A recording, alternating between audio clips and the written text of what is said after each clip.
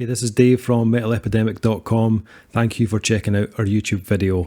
Please feel free to hit the subscribe button below if you like this type of content, and we hope you enjoy the review.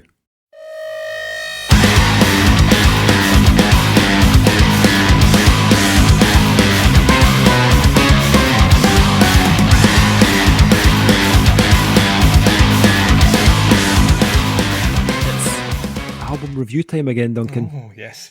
It was like just yesterday we were reviewing albums. Actually, it was just 5 minutes ago, but Your concept of time is fucked. It was like an hour ago, but it's fine. whatever. 45 minutes an hour. It's all just time, you know. It doesn't really matter. When we're locked down, you know, the time isn't even relevant anymore. Duncan, I don't know Doesn't what mean day it is. anything. Fuck it. On this review, Duncan and I have been checking out the new album from Finnish progressive metal band Humavoid. The band's new album, Lidless, will be released on August 21st on Noble Demon.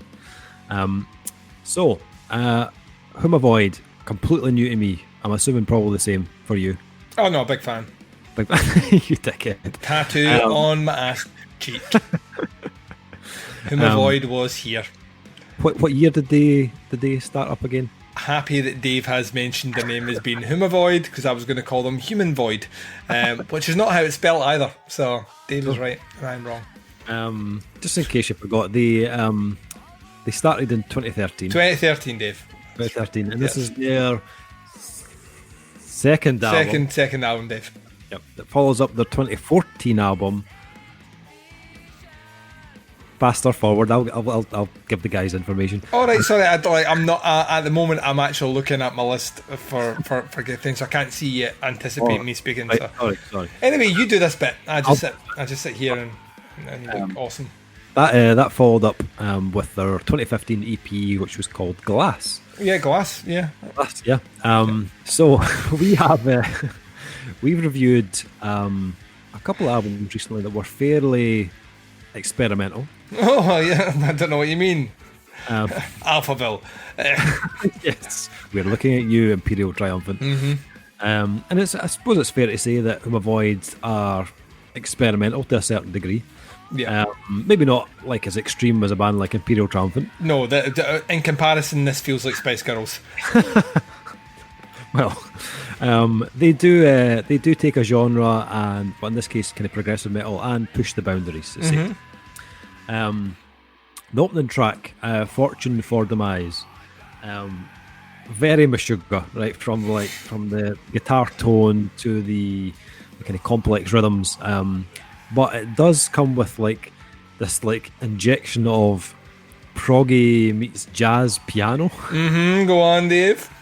And also it comes with a male and female dual vocal attack. Mm-hmm. Go on, Dave. Which does add a very cool dynamic. Yes. Now we're both big Meshuggah fans, so Yeah, Dave hates women though, so this was a hard sell. Riffs wise, this was right up my street. Oh yeah, like riff production, you know, sexual orientation. This is all 100% up Dave's street. like when I heard this. To put people into perspective, we had a miscommunication, and this technically should have been recorded last week. So I started doing my homework early last week for this, and when I listened to this one, I was like, oh, I know exactly what. Like 3 seconds, and I was like, I know exactly why Dave picked this for an album review. What was interesting is the album went further along. I started to think to myself, this isn't genuinely what I would have anticipated you picking. Because there are certain elements in here that I don't necessarily associate with Dave. Mm-hmm. Is that safe to say? You're keeping your cards so close to your chest, you son of a bitch. Yeah, like, let me put it this way, right? Humavoid have, when we were joking, once again, nicknaming these albums before we started, I was like, this is the album that Duncan really likes. And the reason this is the album that Duncan really likes is for what reason, Dave? Can you take a guess? The listeners should know by now. Why would an album like this appeal to me? Synths? I mean, not just, right, synths, I mean, that's, we're lobbing softballs at each other, yes, synths, Dave. Diversity. mostly.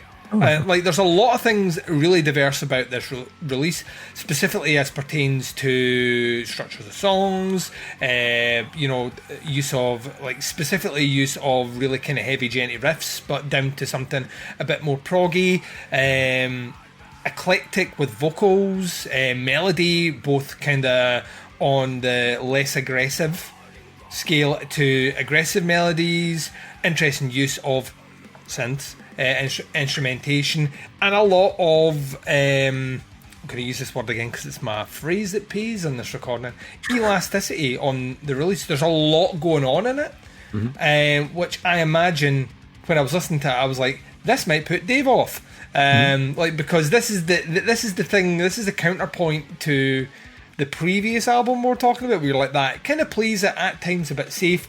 Humavoid doesn't really play it safe, and that can sometimes work against it. Not in a kind of on the Alphaville release that we were talking about, we were like, they just throw everything in the blender, like, you just have to go with it, and if you don't, whatever. There still feels like there's a method behind the madness on this release, but for the most part, there were steps here, specifically in that synth instrumentation, where I was like, that I don't know if David liked this, and I find myself querying that a lot in these reviews these days, where I'm like, that I'm totally on board with this, but is this something that Dave would mark down? And there was a couple of elements specifically in Humavoid where I was like, that I don't know, like, I'm digging it, but I don't know if Dave will dig it.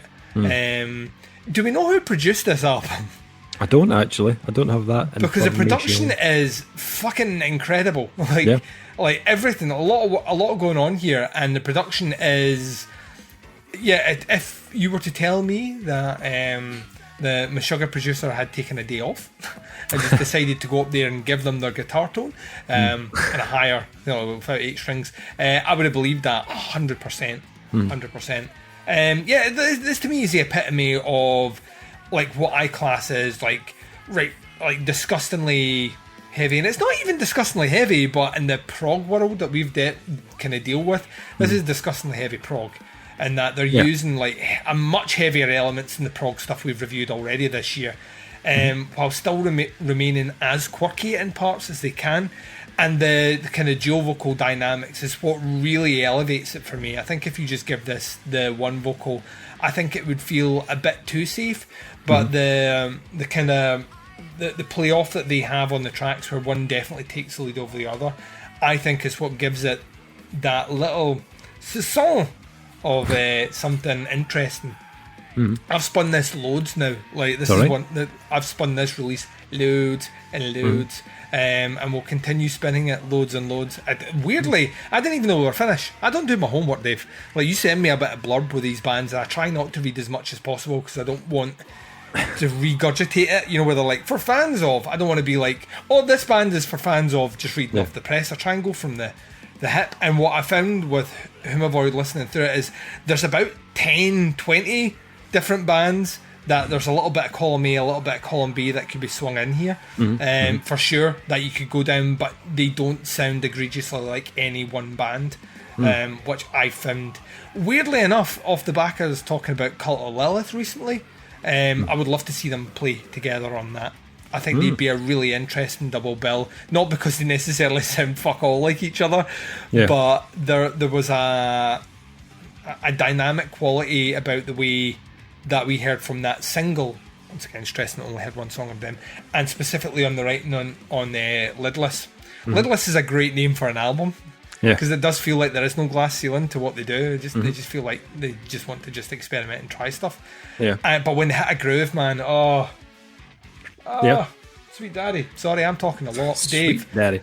No, I totally hear what you're saying. I agree with a lot of what you're saying. Riffs wise, obviously, it ticked the boxes for me. Nothing that, like, I hadn't heard before, but I still enjoyed it very much. The addition of the piano, though, that it made it feel like a totally different organism. Like, I've heard, like, prog bands use piano in their sound, but more often than not, it's used in a background kind of sense, as a layer, or to accentuate, like, melody and stuff. But here it's very much at the forefront of this band's sound, like, just as prominent as the guitar at times, and that continues on to, like, the second track, the album's title track. But this time they mix in some kind of more up-tempo rhythms, some keys as well as piano, which again adds a different kind of consistency to it. It's a bit smoother and a bit flowing, picking up little waves of like Haken at times, but it still has that kind of like Meshuggah type groove to it. Vocally for me is where it got really interesting, because we've got these various tones and textures on offer. Sometimes it's like 2 heavy vocal parts, like on the first couple of tracks, and then on like Aluminium Rain we get heavy vocals from Nico, which is kind of verging on the kind of almost kind of death metal side of things.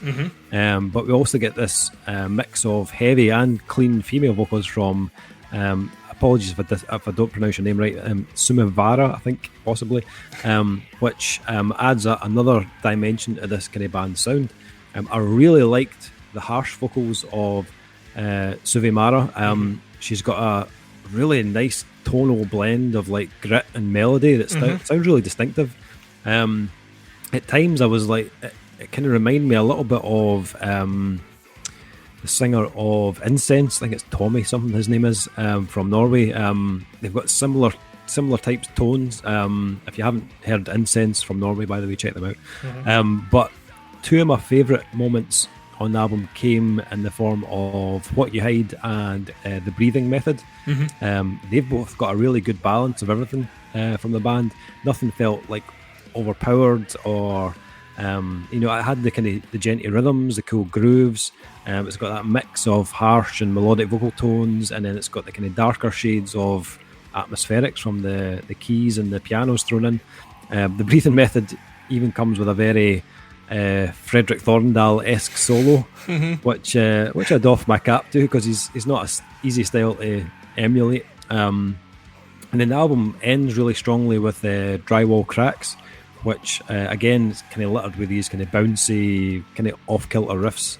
There's a couple of kind of metalcore tones in there as well, but I particularly liked the way the synths kind of echoed the guitar riffs in that last track. I thought it was really cool. Overall, a pretty interesting album for me. I thought they started to find their groove more as the album went on.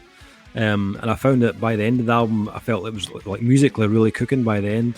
I really enjoyed, as I mentioned, tracks like Aluminium Rain, What You Hide, The Breathing Method and Drywall Cracks were all really good songs. Not everything gelled for me all of the time. Sometimes it felt a little overcooked technically at times, where I felt like they could have maybe just reined it in a little and maybe even just cranked up the heaviness dial just a little bit more.